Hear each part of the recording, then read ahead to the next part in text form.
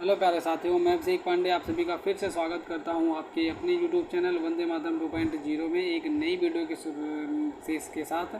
तो आज का ये टॉपिक आपका होने वाला है प्रीपोजिशन। तो आज की इस वीडियो में हम प्रीपोजिशन को डिटेल में समझेंगे, टाइप ऑफ प्रीपोजिशन समझेंगे और अच्छे तरीके से विधिवत तरीके से हम समझेंगे क्या होता है आपका प्रीपोजिशन। तो चलिए स्टार्ट करते हैं बिना किसी देरी के।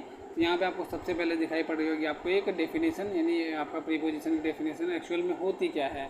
तो प्रीपोजिशन की डेफिनेशन आपकी होती है कि प्रीपोजिशन वह शब्द है जो किसी नाउन संज्ञा या प्रोनाउन सर्वनाम से पहले प्रयुक्त होकर उसका संबंध वाक्य के किसी अन्य नाउन या प्रोनाउन से प्रकट करता है। जैसे हो गया, अब हम अपने लैंग्वेज में पहले समझा दूं, उसके बाद इस जो परिभाषा लिखी है इसके लैंग्वेज में समझाऊंगा। यहाँ पे लिखा है आपका प्रीपोजिशन, यानी प्री मतलब पहले हो गया और पोजिशन मतलब स्थिति। आप प्रीपोजिशन को अलग अलग कर लो। प्री धन पोजिशन, प्री मतलब पहले और पोजीशन मतलब स्थिति, यानी किसी भी स्थिति के पहले लगने वाले जो वर्ड हैं उन्हें हम क्या कहते हैं, प्रीपोजिशन कह देते हैं। जैसे हमने क्या कह दिया कि इन विलेज यानी किसी भी शब्द के पहले लगने वाले शब्द को किसी भी ऐसा पोजीशन वाला शब्द बता दे। जैसे विलेज का है तो विलेज कहीं ना कहीं कोई किसी न किसी पोजीशन पे स्थिति होगा, उसकी स्थिति किसी न किसी पोजीशन पे होगी। तो कोई भी वस्तु अगर किसी पोजीशन पे है, दिल्ली कहाँ पे है, दिल्ली किसी पोजीशन पे है, दिल्ली लैंडमार्क है आपका। वो अगर देखेंगे मैप पे तो वो एग्जैक्ट दिखाएगा कि इतने डिग्री पे यहाँ पे इस पॉइंट पे सिचुएटेड है आपका दिल्ली। दिल्ली आगे स्थिति हो गई, स्थिति के जस्ट पहले लगने वाले शब्द को या जो आपका पॉइंट होता है उसे हम क्या कहते हैं, प्रीपोजिशन कहते हैं। तो आगे बढ़ते हैं।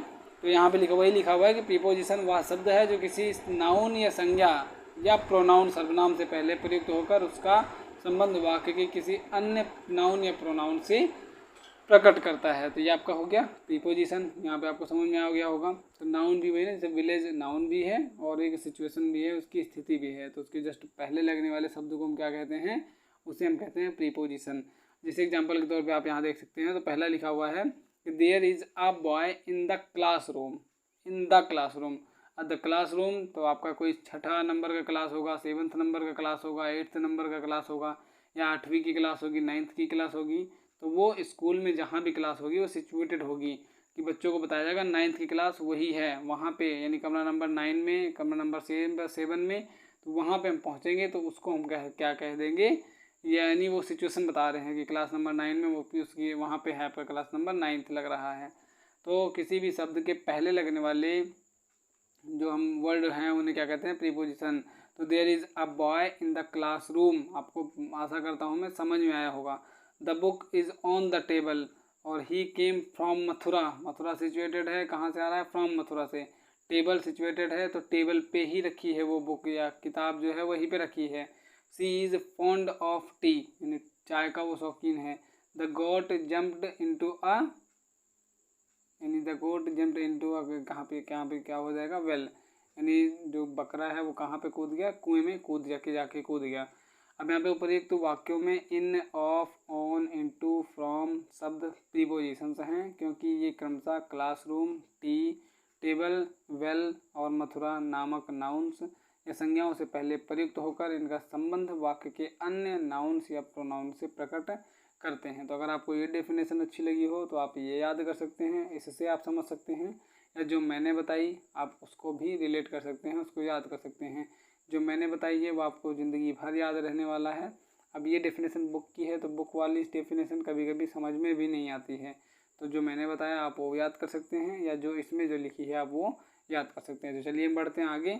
आगे क्या है आपका यहाँ पे, तो आगे यहाँ पे लिखा हुआ काइंड्स ऑफ प्रीपोजिशन। आप कुछ बच्चों को पहले क्या था, यानी उनको पता भी नहीं है कि काइंड्स ऑफ प्रीपोजिशन भी होते हैं। तो होते हैं, हाँ भाई मैं कहता हूँ क्या होते हैं, काइंड्स ऑफ प्रीपोजिशन भी होते हैं। तो यहाँ पे जैसे पहला लिखा हुआ है, 5 टाइप में इन्होंने बांटा है। पहला क्या लिखा हुआ है, सिंपल प्रीपोजिशन, दूसरा डबल प्रीपोजिशन, तीसरा कंपाउंड प्रीपोजिशन, चौथा फ्रेज प्रीपोजिशन, पांचवा पार्टिसिपल प्रीपोजिशन। यहाँ पे कौन सा हो जाएगा, पांचवा पार्टिसिपल प्रीपोजिशन। अब पहले की बात हम कर लेते हैं। तो पहला आपका कौन सा है, सिंपल प्रीपोजिशन। अब सिंपल प्रीपोजिशन के बारे में देखेंगे तो यहाँ पे in, on, at, with, by, from, of, for, of, out, through, till, with, after, under, over, since, down, to, up आदि, ये क्या होते हैं, सिंपल प्रीपोजिशन होते हैं। अब ये आपको याद करना है, तो याद नहीं करने हैं, इसे कैसे याद करना है ये आपको मैं बताता हूँ। तो यहाँ पर इन, ऑन, एट, विथ जो लिखा हुआ है, बाई, फ्रॉम, ऑफ, यानी लगभग ये जनरली देखा जाता है प्रीपोजिशन की फॉर्म में। तो आप ऐसे रिलेट करके याद करो कि जो जनरली देखा जाता है वो आपका सिंपल प्रीपोजिशन के अंतर्गत आते हैं। तो यहाँ पे हो गया, जैसे हो गया she went to Agra, he will come from Agra today, this chain is made of gold, और the book is on the table, her father lives in a big house. तो यहाँ पे के सारे में किसकी बात की गई है, तो सिंपल प्रीपोजिशन के बारे में बात की गई है। उसके बाद आगे बढ़ते हैं आगे हम दूसरा टाइप देखते हैं, डबल प्रीपोजिशन किसे कहते हैं। तो यहाँ पे आ गया ये पार्ट सेकंड आपका कौन सा, डबल प्रीपोजिशन। अब डबल वाले में क्या है, तो इन टू हो गया, ऑन टू हो गया, फ्रॉम एमंग हो गया, फ्रॉम विथिन हो गया, फ्रॉम ऑफ हो गया, ओवर अगेंस्ट हो गया आदि। इसे नाम से स्पष्ट है कि डबल प्रीपोजिशन, यानी जब डबल प्रीपोजिशन मिलके एक शब्द बना के एक शब्द निर्माण कर दे, जैसे हमने कहा था इन टू, इन अलग कर दो, टू अलग कर दो, इन एक अलग प्रीपोजिशन बनता है, टू एक अलग प्रीपोजिशन बनता है, दोनों को मैच कर दिया तो एन टू बन गया। अब इन टू वहाँ पर लगता है जहाँ पे वो आगे डिस्कस करेंगे हम आगे वाली क्लास में। तो इन टू वहाँ पर लगता है जहाँ पे हम किसी भी चीज़ में मोशन करके एंटर कर रहे हों।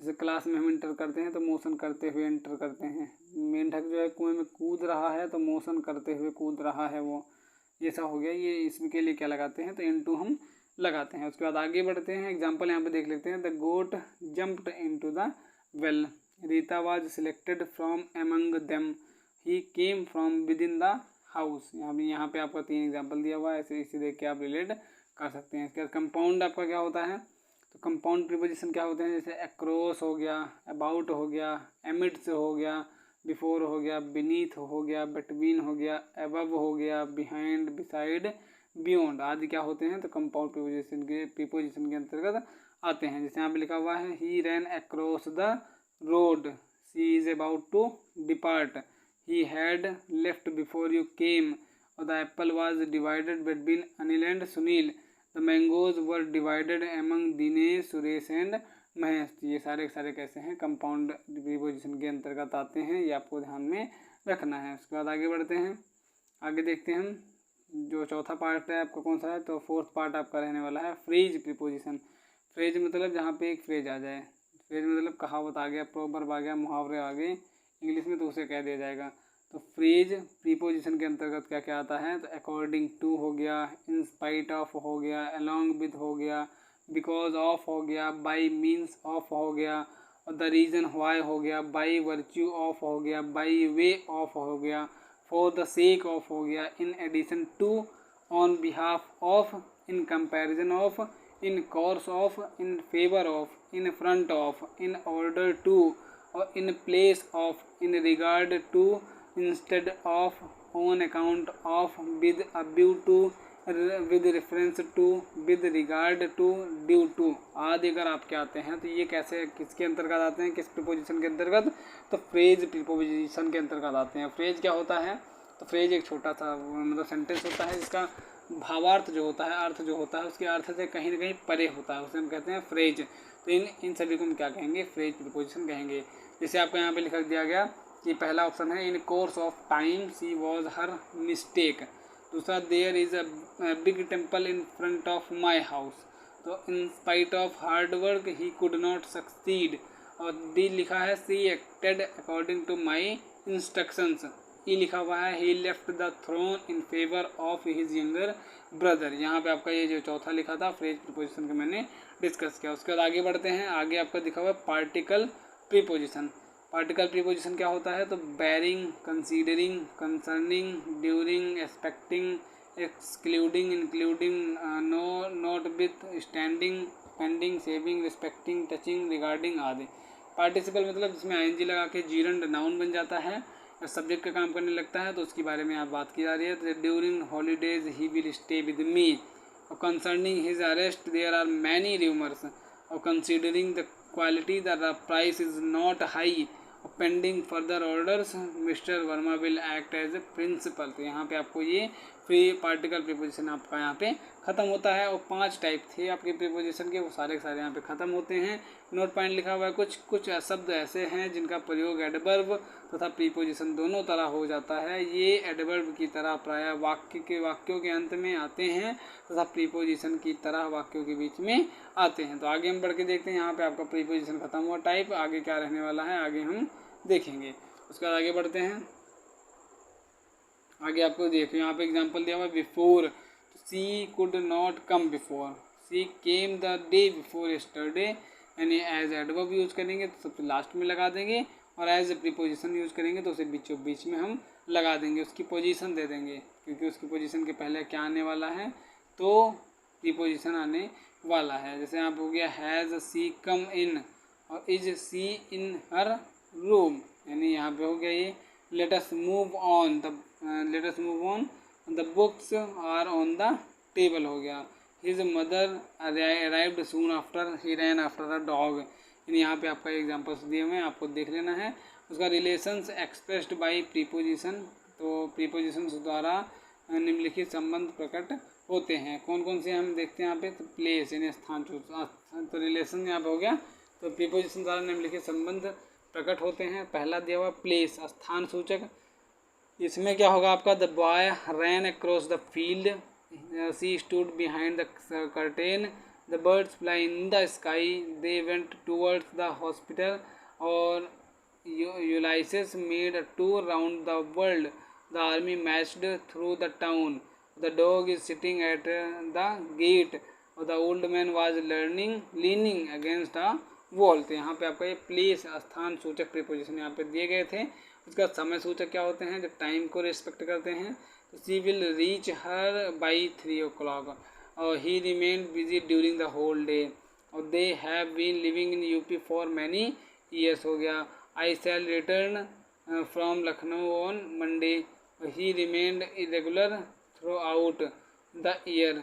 उसके बाद कह रहा है you will have to wait till now, और इट इज़ 10 minutes to 12, ये यहाँ पे क्या हो गया, we can come back within a month, ये आपका क्या थे समय सूचक प्रीपोजिशन यहाँ पे दिए थे। उसका तीसरा इसी में है कि एजेंसी और इंस्ट्रूमेंटलिटी, यहाँ पे कुछ प्रीपोजिशंस का प्रयोग माध्यम प्रकट करने के लिए किया जाता है। इस प्रकार के संबंध प्रकट करने के लिए बाई, विद, थ्रू का प्रयोग होता है। बाई का प्रयोग व्यक्ति के लिए तथा विद का प्रयोग वस्तु के लिए यहाँ पे किया जाता है।